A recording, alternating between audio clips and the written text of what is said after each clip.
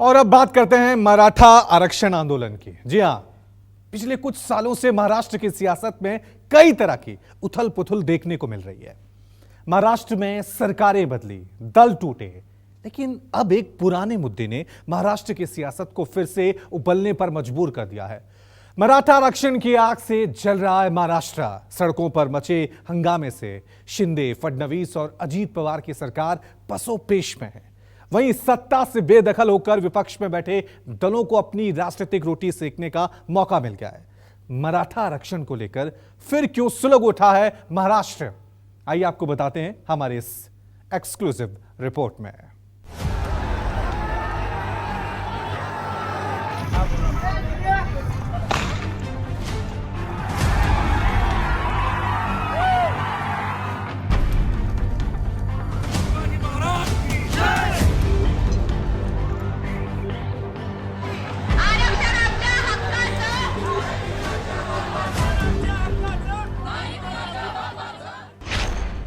महाराष्ट्र में आरक्षण की आग, सरकारी संपत्ति जलकर खाक।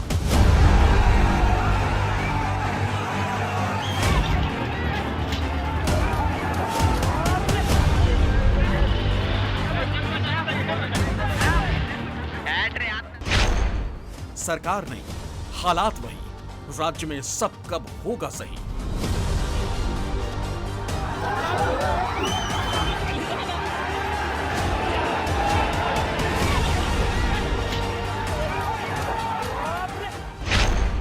मांगों पर अड़े आंदोलनकारी, जलते जालना पर सियासत जारी।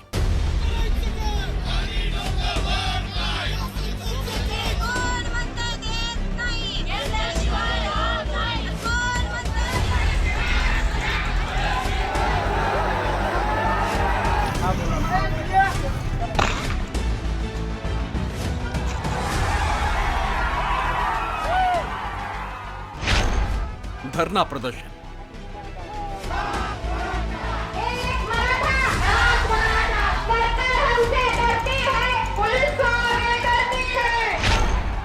लाठीचार्ज,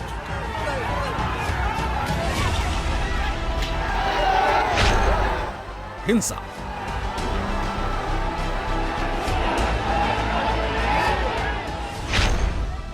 आगजनी,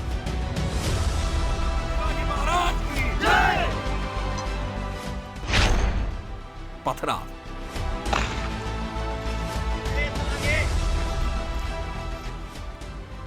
महाराष्ट्र की राजनीति में मराठा आरक्षण का मुद्दा फिर से चर्चा में है। जालना जिले के एक गांव अंतरवाली सराती में मराठा आरक्षण को लेकर आंदोलन जारी है। मराठा आंदोलन के नेता मनोज जारांगे पाटिल भूख हड़ताल पर बैठे हुए हैं। आरक्षण की मांग को लेकर भूख हड़ताल पर बैठे कुछ लोगों की तबीयत खराब होनी शुरू हुई तो पुलिस प्रशासन पर दबाव बढ़ा और शुक्रवार को आंदोलनकारियों से निपटने के लिए पुलिस ने लाठीचार्ज भी कर दिया।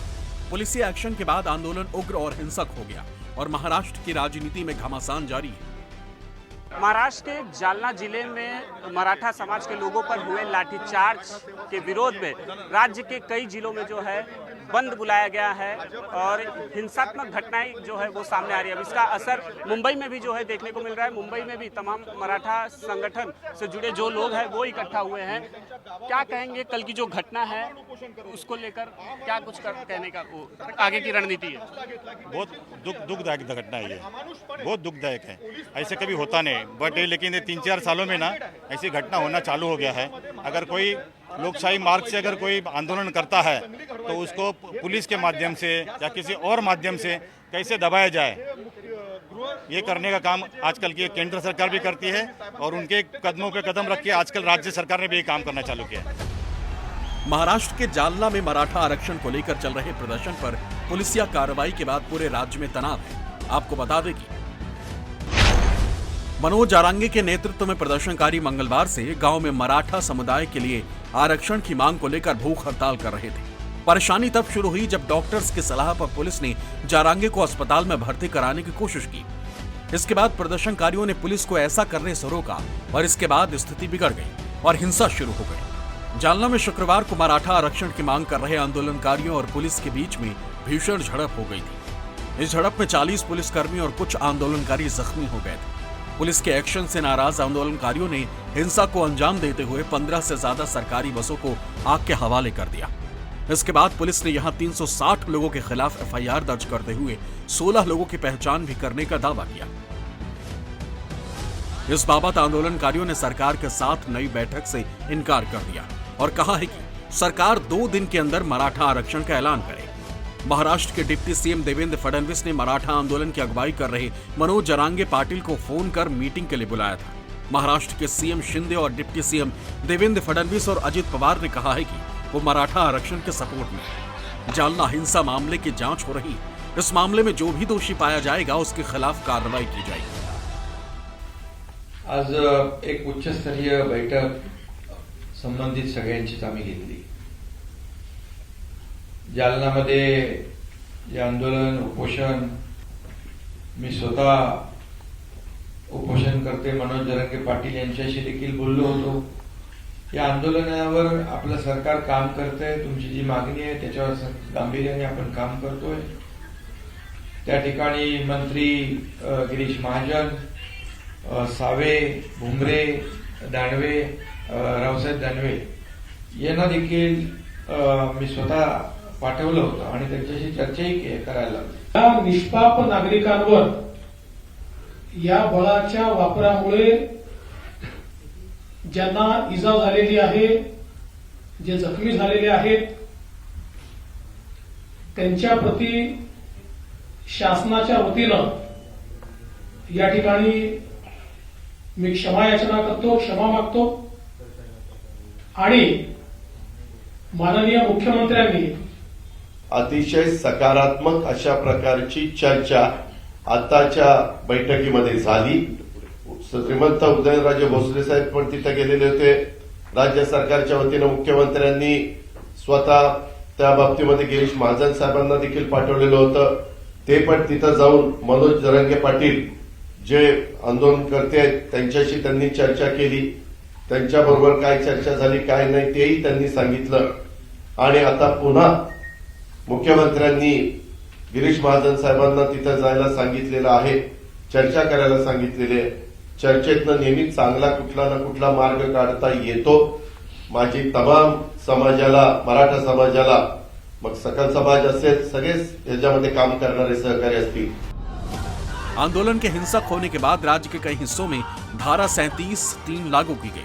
धारा 37(3) के तहत बिना किसी जरूरी काम के 5 या उससे ज्यादा लोगों के इकट्ठा होने पर कानूनी कार्रवाई की जाएगी। मराठा आंदोलन की आग महाराष्ट्र के कई जिलों में फैलती हुई नजर आ रही। मुंबई समेत महाराष्ट्र के अलग अलग जिलों में मराठा समाज के लोग सड़कों पर उतर रहे। मराठा क्रांति मोर्चा ने औरंगाबाद, हिंगोली, सतारा, नांदेड़ जिले में भी बंद बुलाया, जिसका असर बाजार, रोड ट्रांसपोर्ट पर भी पड़ा। मराठा समाज के प्रदर्शनकारी जालना लाठीचार्ज के लिए डिप्टी सीएम देवेंद्र फडणवीस के इस्तीफे की मांग कर रहे हैं। इस बीच मराठा आंदोलनकारियों और सरकार के बीच बातचीत बेनतीजा रही। महाराष्ट्र सरकार के मंत्री गिरीश महाजन ने मनोज जारंगे से मुलाकात कर आंदोलन वापस लेने की अपील की थी, लेकिन आंदोलनकारियों ने सरकार से किसी भी तरह के समझौते से इनकार कर दिया। दूसरी तरफ मराठा आरक्षण पर महाराष्ट्र में सियासत भी तेज हो गई। विपक्ष से सत्ता की कुर्सी पर बैठे नेताओं के सुर जहां नरम है, वहीं विपक्षी पाले में मौजूद पार्टियां मराठा आरक्षण को लेकर शिंदे बीजेपी सरकार पर हमलावर हो रही। इस मामले को लेकर सीएम एकनाथ शिंदे ने जहां अहम बैठक बुलाई, वहीं महाराष्ट्र नवनिर्माण सेना के प्रमुख राज ठाकरे जालना पहुंचे और उन्होंने प्रदर्शनकारियों से मुलाकात के बाद लोगों को संयम बरतने की अपील की।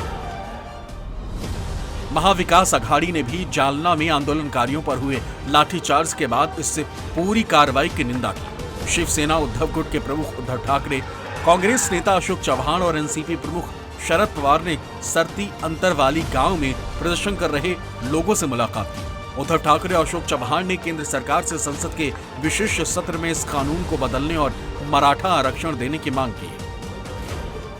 अभी केंद्र में पार्लियामेंट का विशेष सत्र 18 तारीख से शुरू हो रहा है, 5-6 दिन का।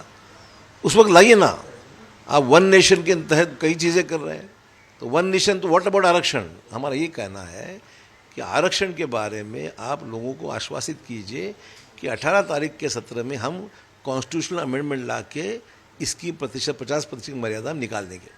बड़ी दुख की बात है कि बड़े शांतिपूर्वक जो मराठा आरक्षण का मोर्चा निकला था उसके ऊपर बहुत ही अमानवीय तरीके से लाठीचार्ज किया गया, इसका मैं निषेध करता हूं। आप देखिए, इतने साल में लाखों की तादाद में मराठा समाज के मोर्चे निकले, लाखों की तादाद में, और बहुत ही डिसिप्लिन मोर्चे उनके। कहाँ पे भी, कहाँ अभी तक की हिस्ट्री है कि कहाँ पे भी गड़बड़ नहीं हुई।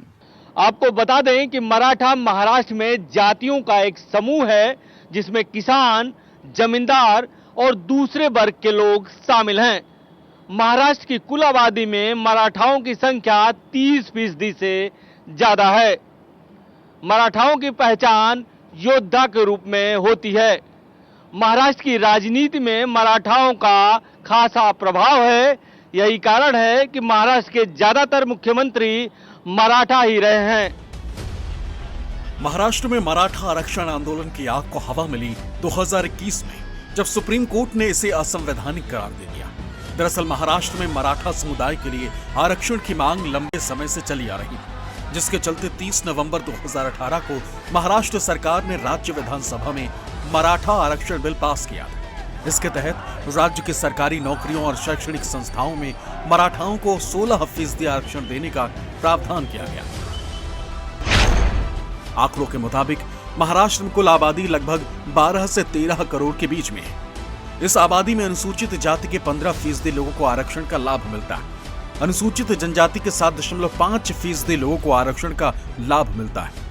अन्य पिछड़ा वर्ग के 27% लोगों को आरक्षण का लाभ मिलता है और अन्य 2.5% लोगों को महाराष्ट्र में आरक्षण का लाभ मिलता है। महाराष्ट्र सरकार ने लंबे समय से चली आ रही आरक्षण की मांग को मानते हुए मराठाओं को 2018 में 16% आरक्षण दिया। इसके बाद जून 2019 में बॉम्बे हाईकोर्ट ने आरक्षण को घटाकर 12 से 13% कर दिया। इसके बाद मई 2021 में सुप्रीम कोर्ट ने मराठा आरक्षण को रद्द कर दिया और इस बाबत सुप्रीम कोर्ट में दायर पुनर्विचार याचिका को सुप्रीम कोर्ट ने खारिज कर दिया था। इस बिल के खिलाफ मेडिकल के छात्र बॉम्बे हाईकोर्ट चले गए। बॉम्बे हाईकोर्ट ने मराठा आरक्षण को रद्द तो नहीं किया, लेकिन 17 जून 2019 के अपने फैसले में मराठा आरक्षण घटा जरूर दिया। नौकरियों में 13% आरक्षण दिया। इसके अलावा शैक्षणिक संस्थानों के लिए बॉम्बे हाईकोर्ट ने 12% आरक्षण की सीमा रखी।